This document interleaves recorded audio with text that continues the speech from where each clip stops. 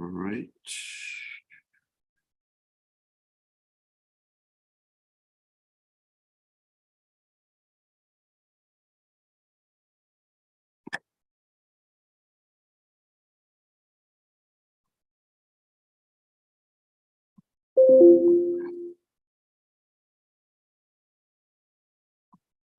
Bir Krishna.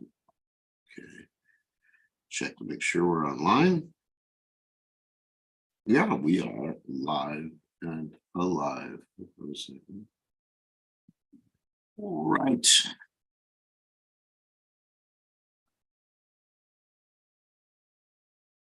Started.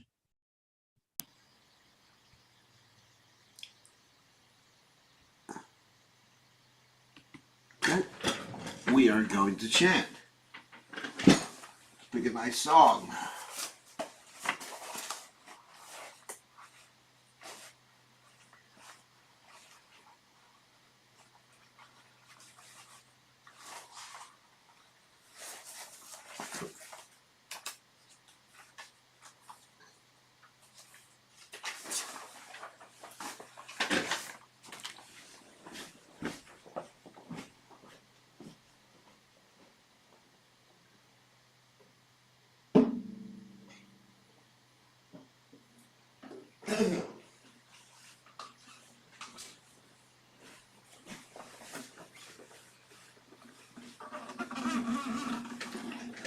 Okay, we're going to chant Arunodaya Kirtan Part 2. Udiva Arunapura Vipage Vichamani Korahamani Change Makata Saua Royal Sate Gilanagaravashe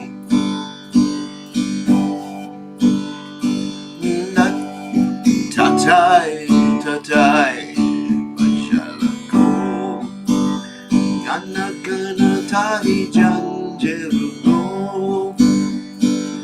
Preme Dalla Dalla, Sananga, Shalanenu Purabase, Okunabandava, Yadavali.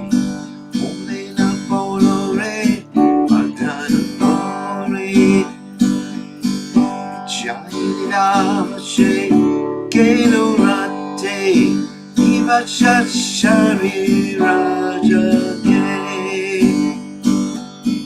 Emanatula Mananamatemu, Ayaki Koro, Abana Keo, Evena Bachile, Yachoda Suta, Jarame Poriwe. Tabana goele hasta Nina keloibe Vivasta Nave keloibe Alasa hoe Napajare noia Raje Jivana necha Namasar Tahina navira Namachaya Kori Yachana to me Takapana Yache Jivena Kalyana Sadanakam Shakateya say Manuranam Avijitim Mira Manukupe Vigagane Vira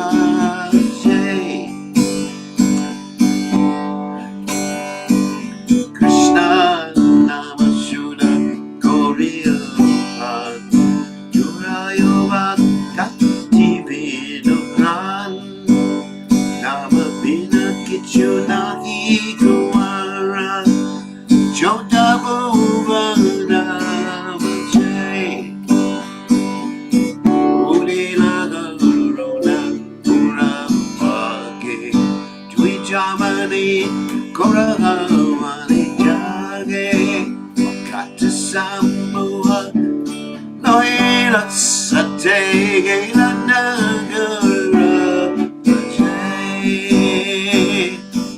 Namago Vishnu Padaya Krishna Pristaya Bhutalaya Shimate Bhaktivedanta Samanitina Vinay Namaste Saraswati Devi Gauravani Charanay Devasesha Shunyavadi Vashanjani Sataranay Jaya Sri Krishna Chaitanya Prabhu Nityananda Sidvaita Gadana Sivasadi Gaurabhakta Vrindanaya Sri Krishna Chaitanya Prabhu Nityananda Sidvaita Gadana Sivasadi Gaurabhakta Vrinda Hare Krishna Hare Krishna Krishna Krishna Hare Hare Hare Rama Hare Rama Rama Rama Hare Hare Hare Krishna Hare Krishna Krishna Krishna Hare Hare Hare Rama Hare Rama Rama Rama Hare Hare Hare Krishna Hare Krishna Krishna Krishna Hare Hare Hare Rama Hare Rama Rama Rama Hare Hare Jaya Prabhu Bhakta Prabhupada Jaya Prabhupada Prabhupada Jaya Prabhupada Prabhupada Jaya Prabhupada Prabhupada Haribo Haribo Haribo Haribo Jaiko Oh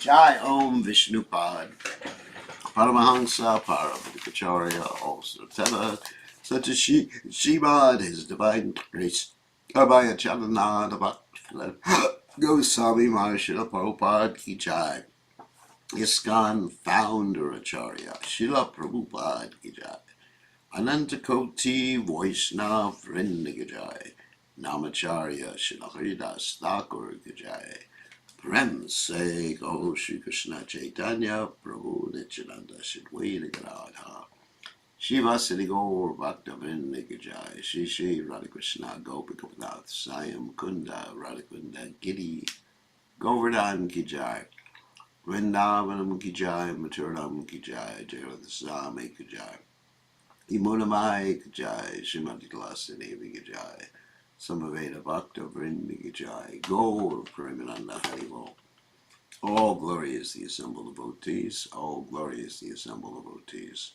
all glory is the assembled devotees.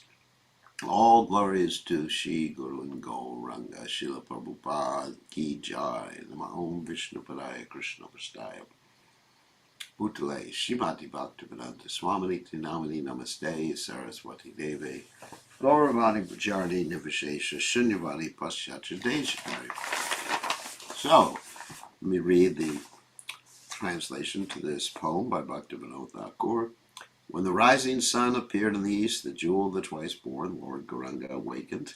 Gathering his devotees around him, he set out to preach in the countryside, towns, and villages.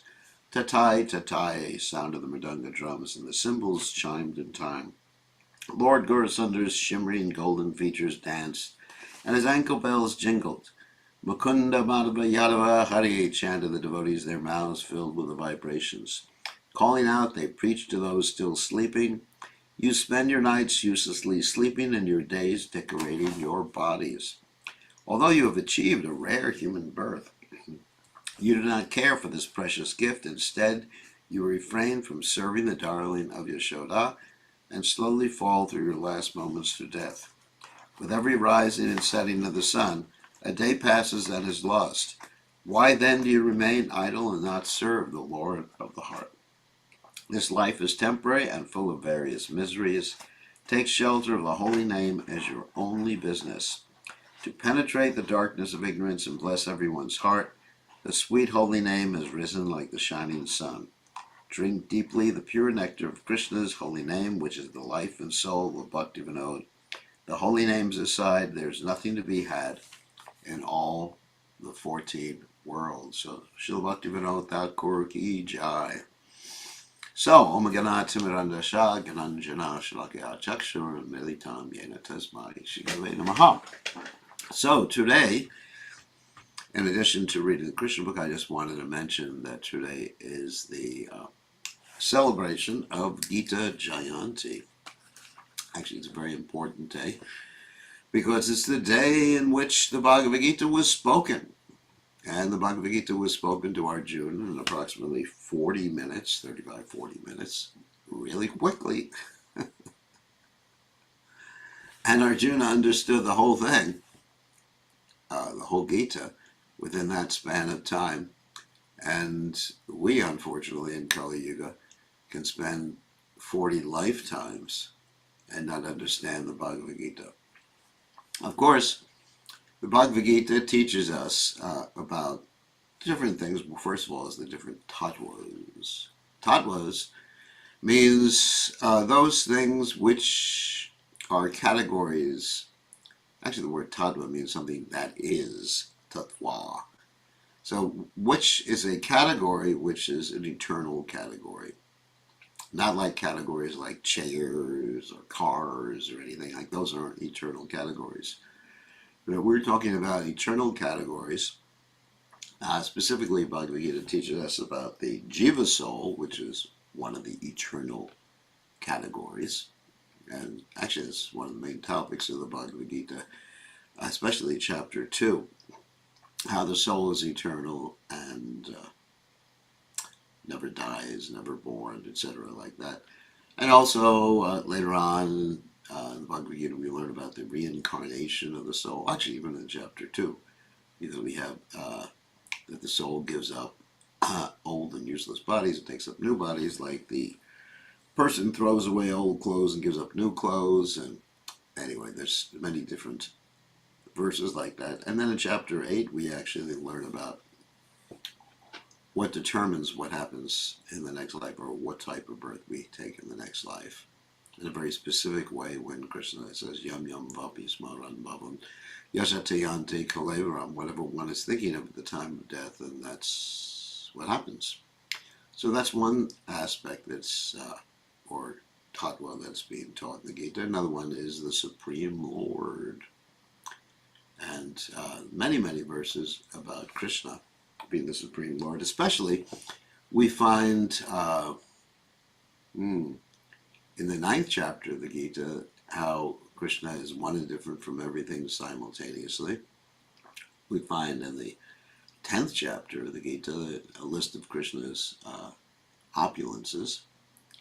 We find in the 11th chapter of the Gita Krishna manifested himself as the universal form, which sort of proves that Krishna is the Supreme Personality of Godhead. So all over the Bhagavad Gita, Krishna is called Ishvara, and even the 18th chapter, Ishvara Sarvabhutanam, I'm in everyone's heart, etc. So that's the other topic. Now, there's actually 5 topics, main tattvas taught about in the Gita. Another one is the material world, and actually there's more verses about the material world which include information about the modes of nature than I think any other topic in the Gita. So, we find the material world is dukkhalayam, shashvatam, temporary, and miserable. So we find out much information about the material world, how the living entities are controlled by the modes of nature.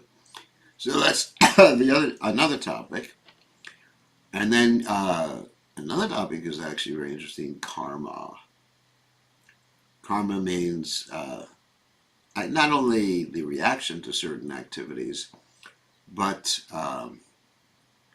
what type of activities are in different modes of nature. That's combining the modes of nature with activities, anyway. And so, because the word karma means work, and it can also mean the reaction to work. So, a lot of information about karma, and there's some information about time. That's the last of the tattvas mentioned. So it's karma, time, material energy, living entity, and the Supreme Personality of Godhead are the five tattvas mentioned in the Gita.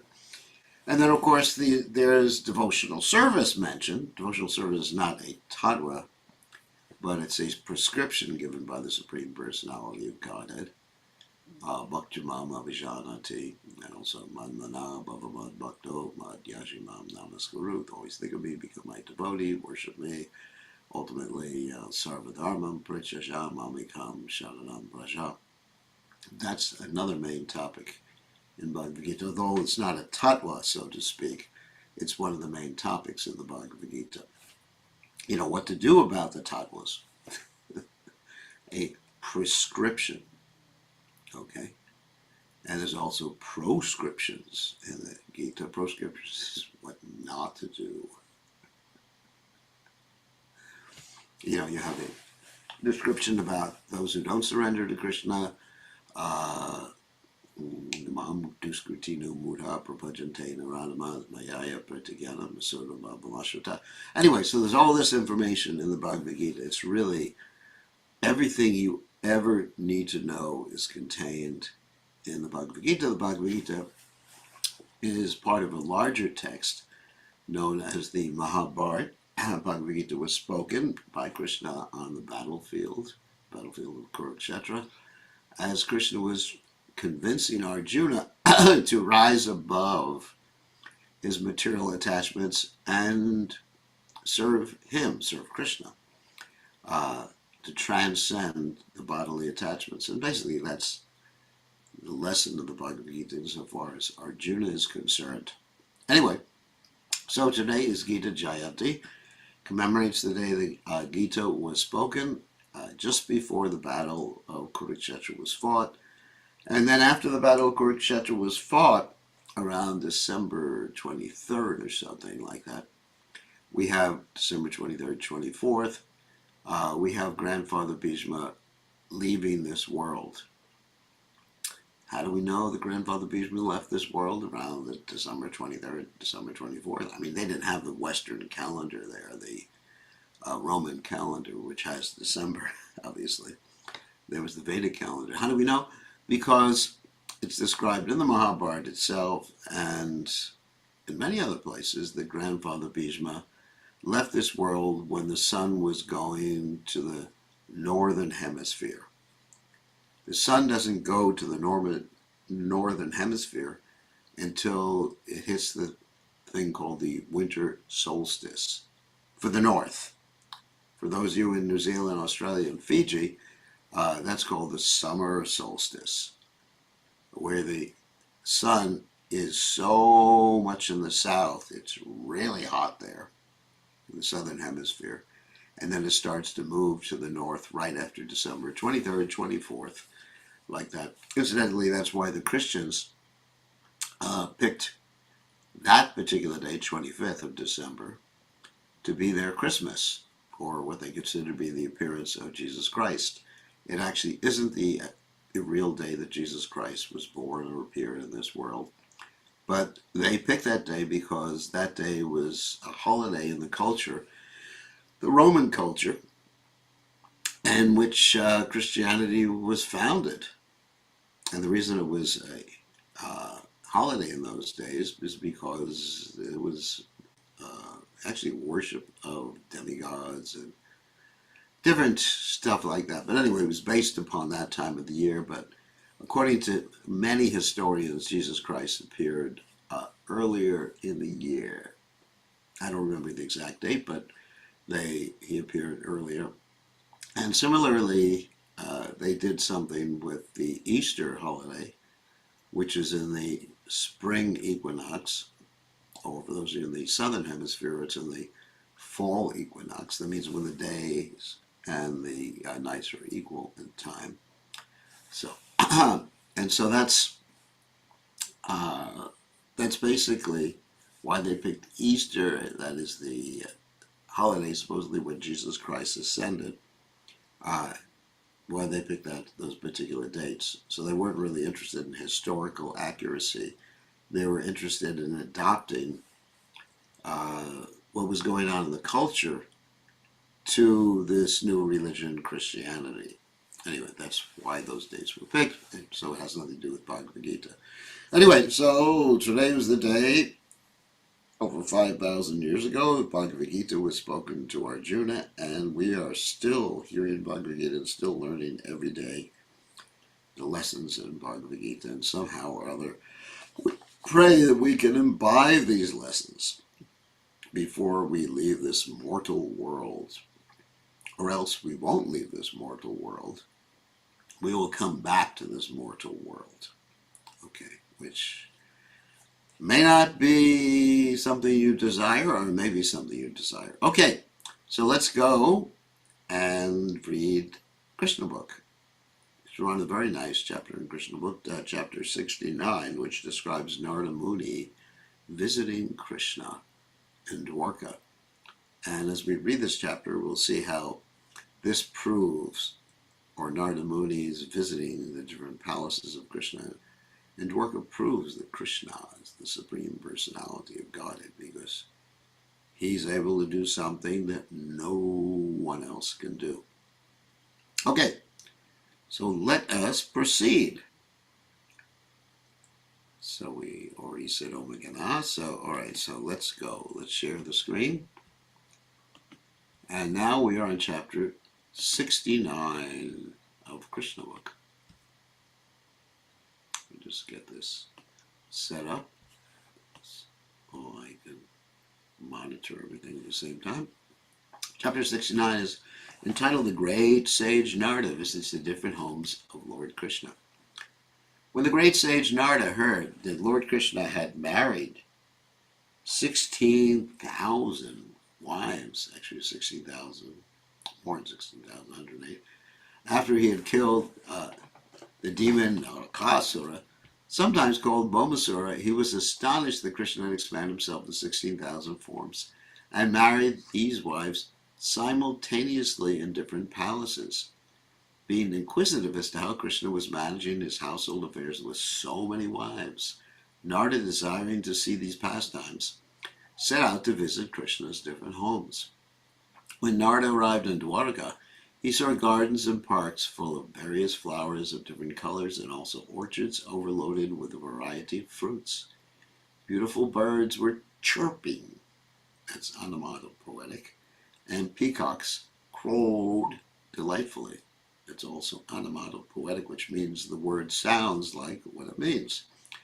In other words, chirping is the sound of the birds. There were ponds full of blue and red lotus flowers, and some of these ponds were filled with varieties of lilies.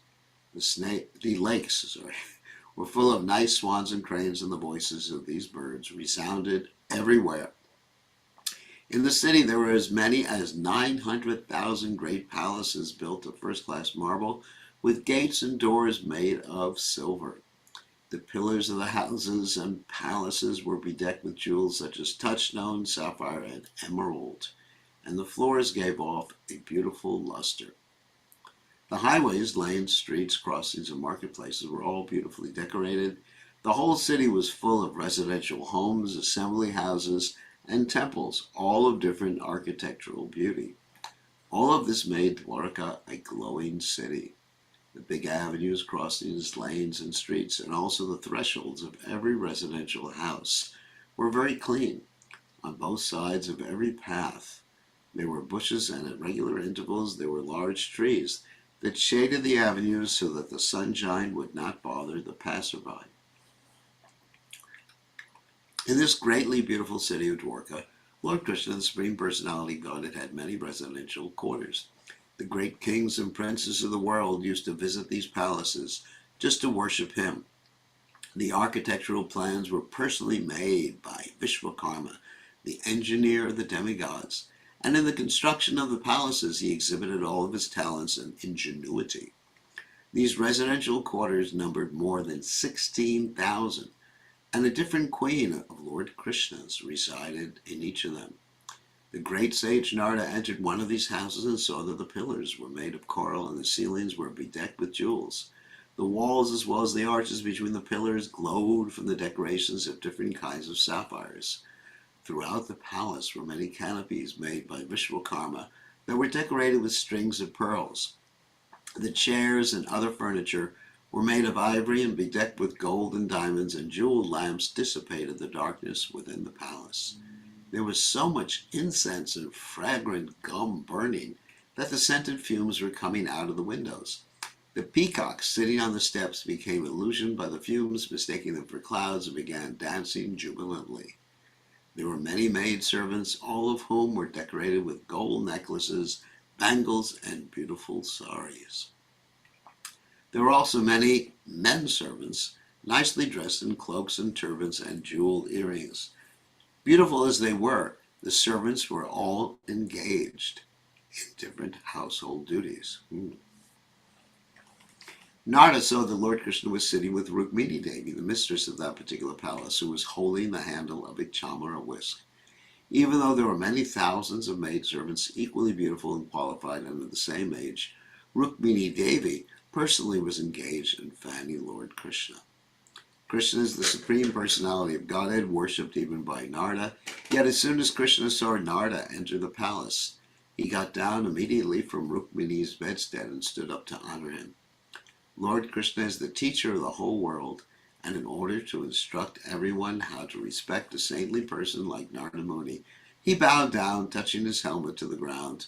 Not only did Krishna bow down, but he also touched the feet of Narada and with folded hands requested him to sit on his chair. Lord Krishna is the Supreme Personality, worshipped by all devotees. He is the most worshipable spiritual master of everyone. The Ganges water, which emanates from his feet, sanctifies the three worlds. All qualified brahmanas worship him, and therefore he is called Brahmanya Deva.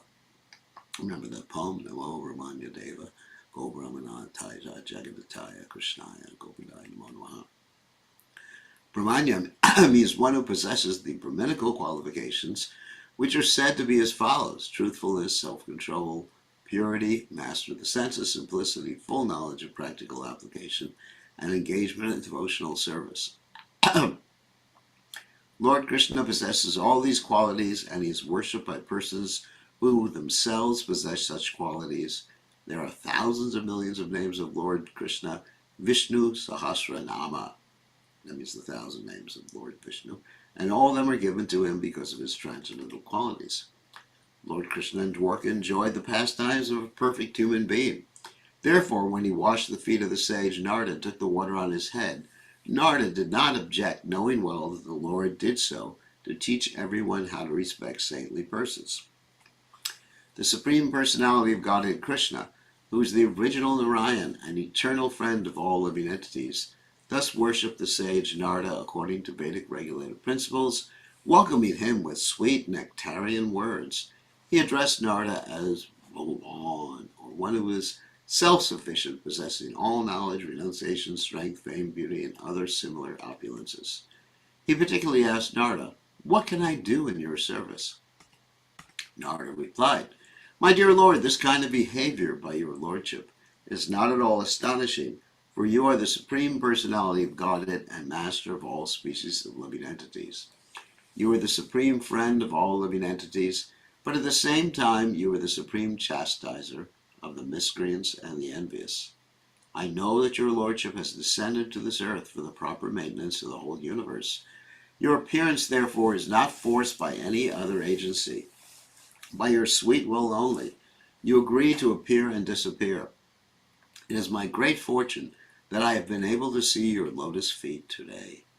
Anyone who becomes attached to your lotus feet is elevated to the supreme position of neutrality and is uncontaminated by the material modes of nature. Neutrality means basically that one is neutral to things in this material world, neither attached nor repulsed. My Lord, you are unlimited. There is no limit to your opulences. Great demigods like Lord Brahma and Lord Shiva are always busy placing you within their hearts and meditating upon you. The conditioned souls who have now been put into the blind well of material existence can get out of this eternal captivity only by accepting your lotus feet. Thus you are the only shelter of all conditioned souls. My dear Lord, you have very kindly asked what you can do for me. In answer to this, I simply request that I may not forget your lotus feet at any time. I do not care where I may be, but I pray that I constantly be allowed to remember your lotus feet. By asking this benediction from the Lord, the sage Narada showed the ideal prayer of all pure devotees. A pure devotee never asks for any kind of material or spiritual benediction from the Lord. His only prayer is that he may not forget the lotus feet of the Lord in any condition of life. A pure devotee does not care whether he is put into heaven or hell. He is satisfied anywhere provided he can constantly remember the lotus feet of the Lord. Lord Chaitanya taught the same process of prayer in his Shikshashtika, in which he clearly stated that all he wanted was devotional service, birth after birth. A pure devotee does not even want to stop the repetition of birth and death. To a pure devotee, it does not matter whether he has to take birth again in the various species of life. His only ambition is that he not forget the lotus feet of the Lord in any condition of life. Of course, one should be honest when approaching the Lord and not imitate the pure devotee. If you don't really want to take birth after birth, serving the Lord, don't claim that this is your desire. I mean, you can repeat Lord Chaitanya's Shikshashtika, obviously, but don't make a false claim. If you don't want something, don't ask for it. Just be honest with Krishna and honest with yourself. And we find that many times devotees are not honest with Krishna, and they're certainly not honest with themselves. Out of false pride, they think that they are more advanced than they actually are. After departing from the palace of Rukmini, Naradaji wanted to see further activities of the Lord's internal potency, Yogamaya. Thus he entered the palace of another queen. There he saw Lord Krishna engaged in playing chess with his dear wife Anudava. The Lord immediately got up from his personal seat and invited Narada Muni to sit there.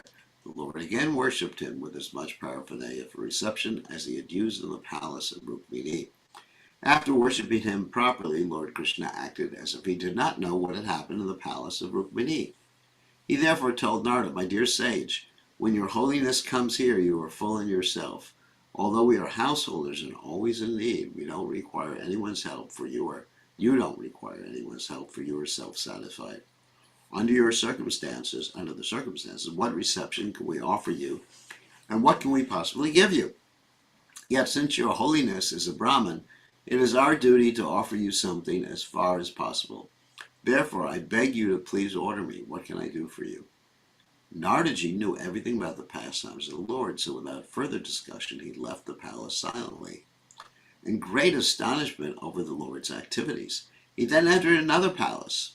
This time Naradaji saw that Lord Krishna was engaged as an affectionate father petting the small children. From there he entered another palace, and so the Lord Krishna had prepared to take his bath. In this way, Saint Narada entered each and every one of the 16,000 residential palaces of the queens of Lord Krishna, and in each of them he found Krishna engaged in different ways. In one palace he found Krishna offering oblations to the sacrificial fire and performing the ritualistic ceremonies of the Vedas as enjoined for householders.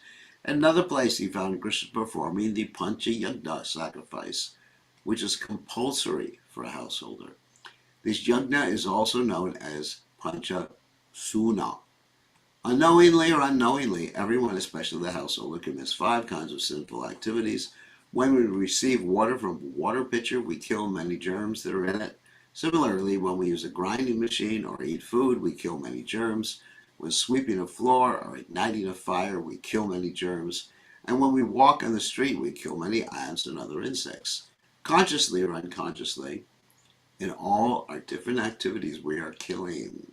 Therefore, it is incumbent upon every householder to perform the Pancha Suna sacrifice to rid himself of the reactions to such sinful activities. Of course, for devotees, chanting Hare Krishna encompasses all the different Vedic sacrifices. So you don't have to do the Pancha Suna sacrifice. In one palace, Narada found Lord Krishna feeding brahmanas after performing ritualistic yajnas. In another palace, Narada found Krishna silently chanting the Gayatri mantra. And in a third, he found him practicing fighting with a sword and shield. In some palaces, Lord Krishna was found riding on horses, elephants, or chariots, and wandering hither and thither. Elsewhere, he was found lying down on his bedstead, taking rest, and somewhere else he was found sitting in his chair, being praised by the prayers of different devotees. In some of the palaces, he was found consulting with ministers like Uddhava on important matters of business. In one palace, he was found surrounded by many young society girls enjoying in a swimming pool. In another palace, he was found giving well-decorated cows in charity to the brahmanas. And in another palace, he was found hearing the narrations of the Puranas, and of such histories as the Mahabharata, which are supplementary scriptures for disseminating Vedic knowledge to common people by narrating important instances in the history of the universe. Somewhere, Lord Krishna was found enjoying the company of a particular wife by exchanging joking words with her. Somewhere else, he was found engaged with his wife in religious ritualistic functions. Since it is necessary for householders to increase their financial assets for various expenditures, Krishna was found somewhere engaged in matters of economic development. Somewhere else, he was found enjoying family life according to the regulative principles of the Shastras. In one palace, he was found sitting in meditation as if concentrating his mind on the Supreme Personality of Godhead, who is beyond these material universes. Meditation, as recommended in authorized scripture, is meant for concentrating one's mind on the Supreme Personality of Godhead, Vishnu. Lord Krishna is himself the original Vishnu, but because he played the part of a human being, he taught us definitely by his personal behavior what is meant by meditation. Somewhere, Lord Krishna was found satisfying elderly superiors by supplying them things they needed.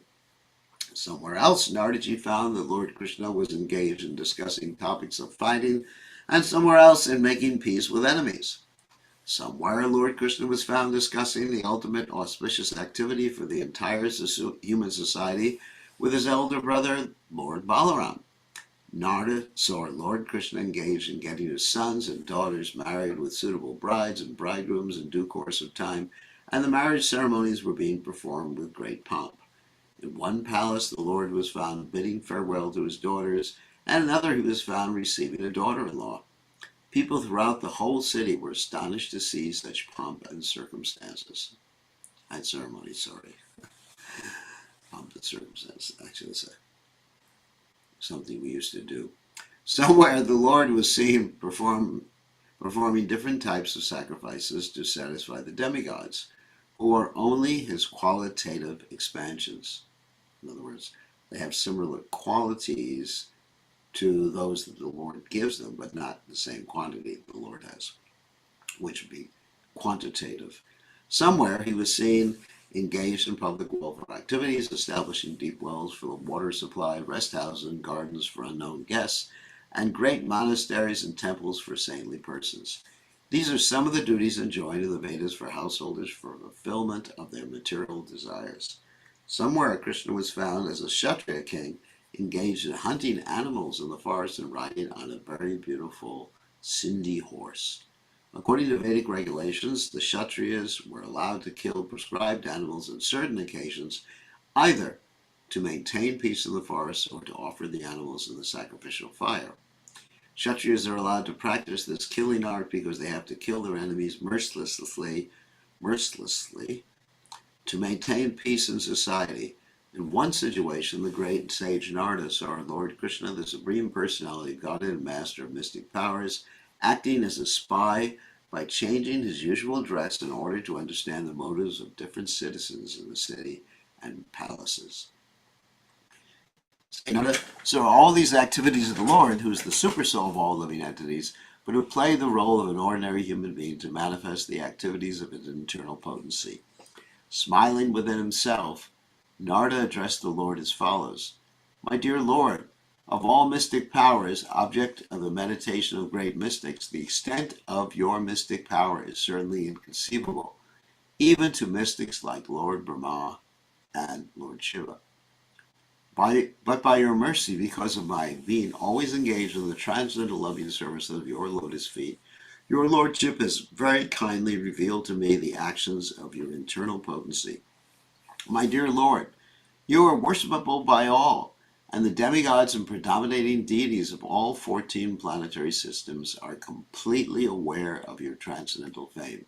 Now please give me your blessings, so that I may be able to travel all over the universes singing the glories of your transcendental activities.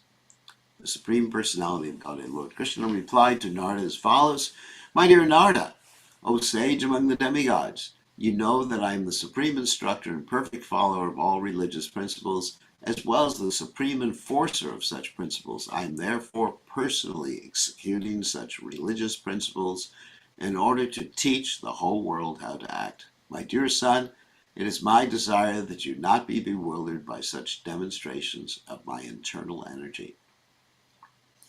The Supreme Personality of Godhead was engaged in so-called household affairs in order to teach people how one can sanctify one's household life, although one may be attached to the imprisonment of material existence.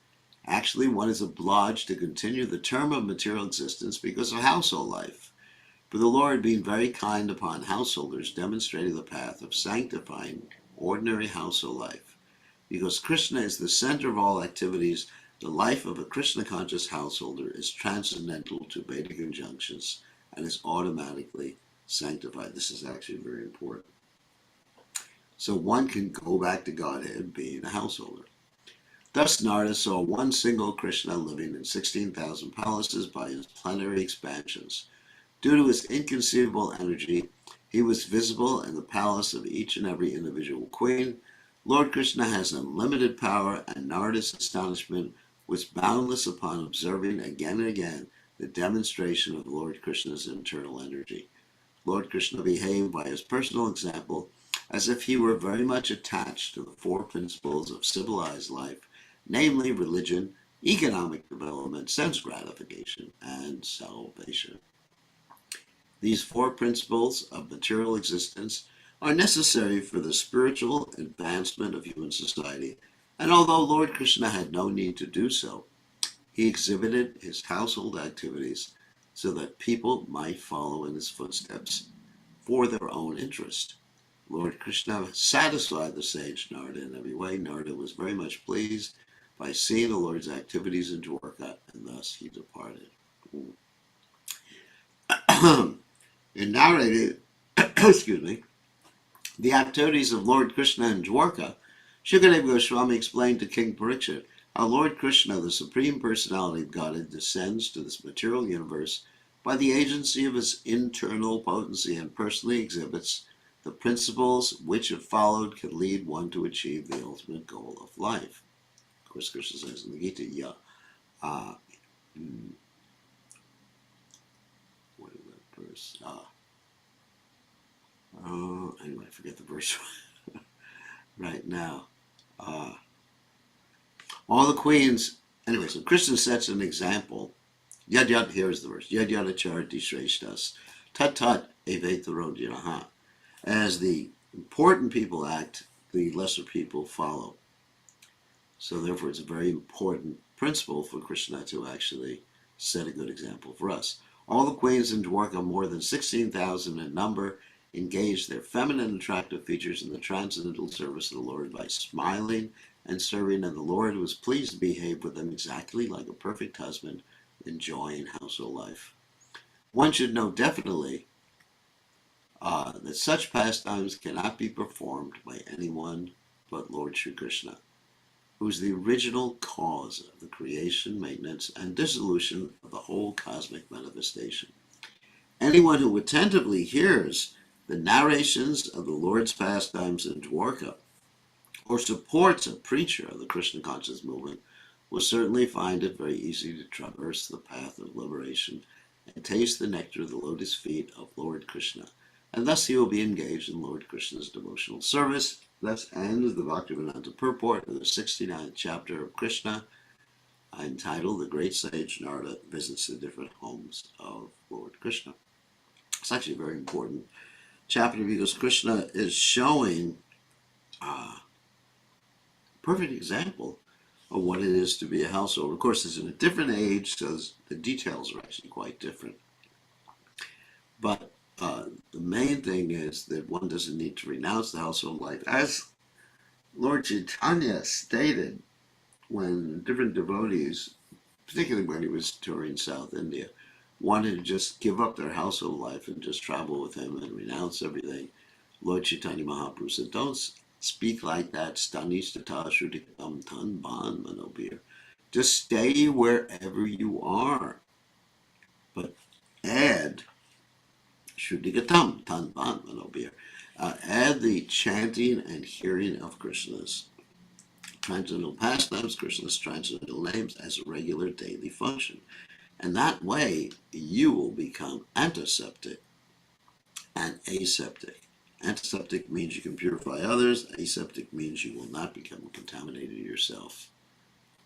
And the Bhagavatam also says the same thing, that Nivrittatar Sharupagimanas Bhavoshana Shotamano Birmat Kautama Shloka Gunanavadat Puman Vidajeta Bana Poshugnat.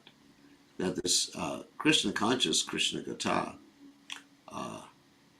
has the ability to free you from all the difficulties of this material world. And it's nectarian. It's not difficult. It's very much nectarian while it's doing that. And you basically just have to follow a few simple rules and regulations because Puman Vidajeta Bana Poshugnat, that if you're not, you'll never have an attraction for these things, especially if you're the killer of animals or doing violent activities. So, on that happy note, it's actually time to end. And we are going to take questions from all of you. If you have questions, and let me allow you to unmute yourselves. So you got a few minutes to ask your questions. Gurudev, please accept my humble obeisances. Okay, Rakesh, so what's your question? My material desires are getting stronger. What should I do? That means you have to be careful about dealing with devotees. If your material desires are getting stronger, that means you may be committing offenses. Therefore, whenever a devotee is upset with you, you should render them some service and beg for forgiveness. I just don't find fault in me, so I say You don't find fault in anybody? in myself, not in anyone. Well, that's the problem. Yeah, you have to say that devotees are upset. When devotees get upset, then you lose a taste and the material desires snowball and they take you over. So one has to be very, very careful about offending Vaishnavas and Vaishnavis. But when I say Vaishnavas, we mean male, female, young, old, black, white, it doesn't really matter. One has to be careful about offending all living entities.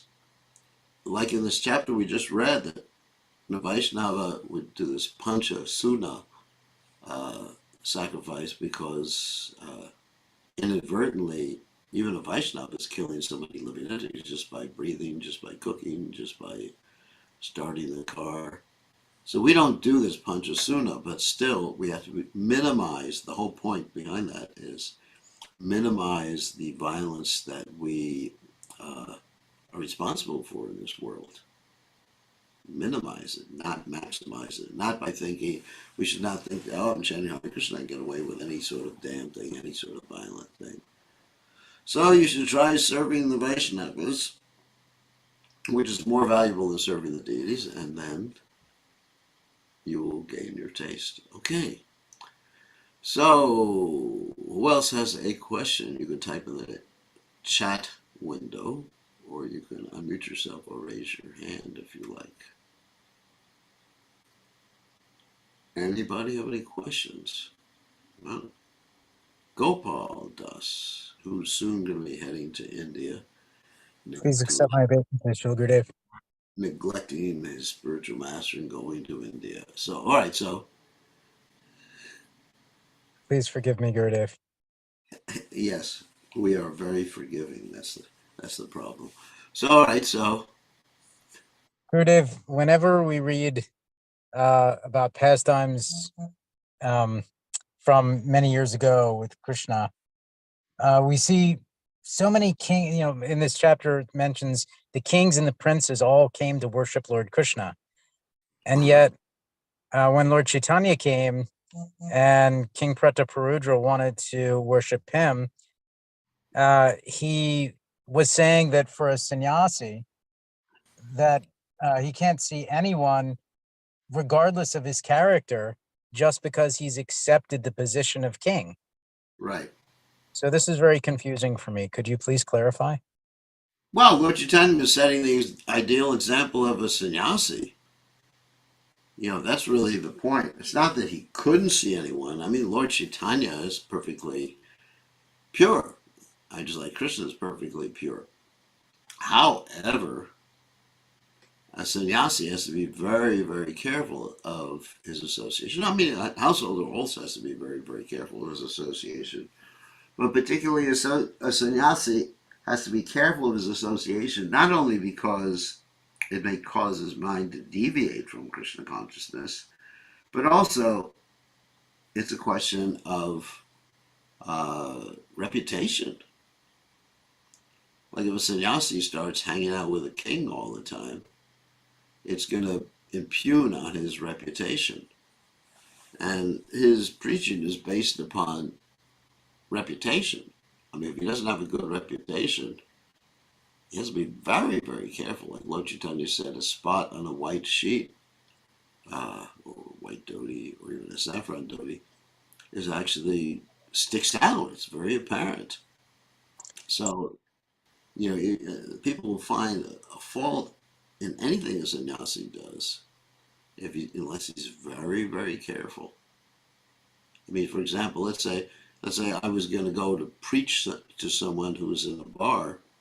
Then, if someone saw me enter the bar, it would cause a big scandal. So therefore, I'm very careful not to preach to people in bars.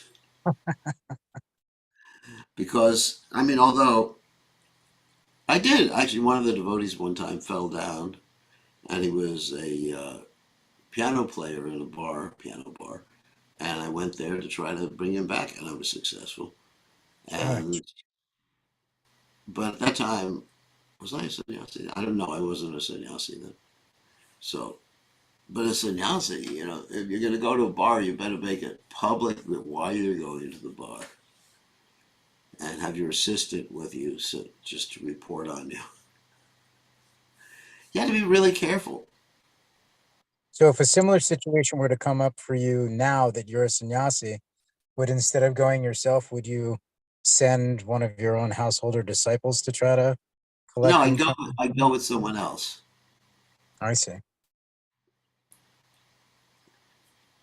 I remember going to Rath Yatra one year, and my mother was there, and she hugged me, and I was thinking, oh my God, what if someone sees this? What am I going to do? I saw it. I know. That's why I got in trouble. But anyway, so, so it was my mother. Yeah. But still, you know, not that everybody would know it's my mother. Mm. Because when you get to a certain age, whether you're 60 or 90, you look the same. Hmm. It's true. I mean, actually, it's true. I mean, some people look at me and I ask, "How old do you think I am?" They say, "Well, about 90." Offender. And other people say 60, and I just bless those people. And I curse the people who say that, like I'm 90. Oh, no, I don't do that. But anyway, so yeah, I was very concerned. You know, my mother comes up to me and gives me a hug. What am I going to do? I can't, you know, it's like a dilemma. I can't say, "Get away, Maya Devi." I mean, my poor mother.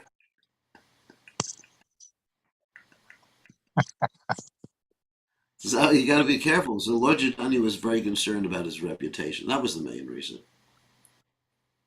Hmm. You know, sannyasi, if he's seen hanging around with rich people and things like that all the time, it really, people start to criticize. You know, Is it also in this day and age that someone accepts a kingly or administrative position is far more degraded than in those bygone times when Krishna was on the planet and Lord Ramachandra was on the planet? well, when Lord Ramchandra was on the planet and he was the king, he was pretty cool as a king. Yeah, Uh, it seems historically, and especially in so that. now, you know, people aren't more degraded, but it's just the sannyasi has to be careful when hanging out. It's not that they're more degraded. It's that sannyasi has to be careful when hanging out with pounds, shilling, and pence people, as Prabhupada said. Hmm. Yeah. Yadanam najanam nasundarim kavitam va jagadisha kamaye umajanmane janmani shure bhavatad bhakti haitaki. So he has to be careful when people get the wrong impression. Hmm. Yeah. Therefore, uh, Lord Chaitanya said to Raghunath Das Goswami, sannyasi should not wear fine clothes, uh, and other injunctions, nor eat opulent food. You know, if I was to have all my surrendered disciples, which I haven't found any yet, but if I was to have all my surrendered disciples cook like an opulent feast for me every day, you know, pakoras and halwa, of course I'd probably be dead in about a month. But if I, you know, people would criticize. Hmm. So therefore, I eat. No, I eat simply for my health, obviously, for my health.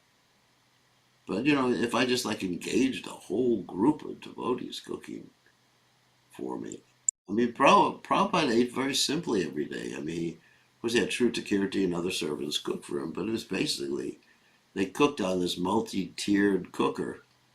You Hmm. know, dal rice chapatis every day. You know, Prabhupada could have had. I mean, he did like kachoris and things like that, but generally it's a very simple diet. Hmm. So when you know, but if you see a sannyasi enjoying like that, it just causes some doubt. Prabhupada, that's why Prabhupada said that Mahaprasadam is for the householders, not the sannyasis. I mean, a Hmm. sannyasi can take a little bit of Mahaprasadam, but not gorge himself on the whole plate. I remember one time I was in Mayapur and I was with devotees who would sponsor the whole plate of Mahaprasadam from Radha Madhava. And they brought, you know, this giant plate up with all these delicacies. And they said, you know, you want some? And I took a Tulsi leaf or something like that. Hmm. Because it wouldn't have been appropriate. And also for my health. You know, I can't die prematurely. Okay, good question. Just one other question in the chat window, and then we will end. Having foolishly imitated the mood of great personalities, I was being honest with myself. For example, the Dunham Gentleman, I don't desire money. But now I'm afraid I'll lose wealth and how to maintain family life. What should I do now? It's an interesting question. Someone raised.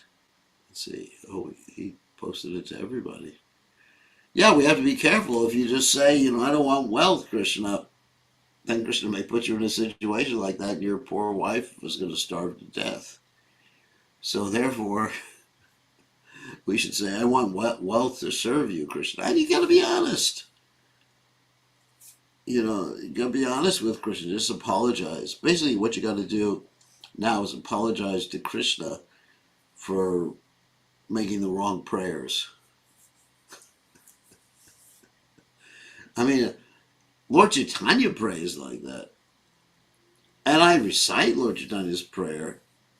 And I think in my mind, I don't want to be attached to wealth, but I want wealth to be used in Krishna's service. And, if you've got a family, you better be. Like we just read that Krishna was sometimes engaged in economic development when Narada Muni visited one of the houses. So you better want some wealth. The kids are going to starve to death or something like that. So now, beg Krishna for forgiveness. Say, Krishna, I'm sorry I made that prayer. Can I retract it? Is a retractable prayer. Can I retract that prayer? And now I want wealth, but not beautiful women, but I want wealth to use in your service. And if you give me wealth, I will use it all in your service, and I won't use it improperly. We want these things. Prabhupada said, you take a picture of him raking in the money to use in Krishna's service. So, anyway, so we should end now. Thank you very much. All glories to His divine grace. Srila Prabhupada ki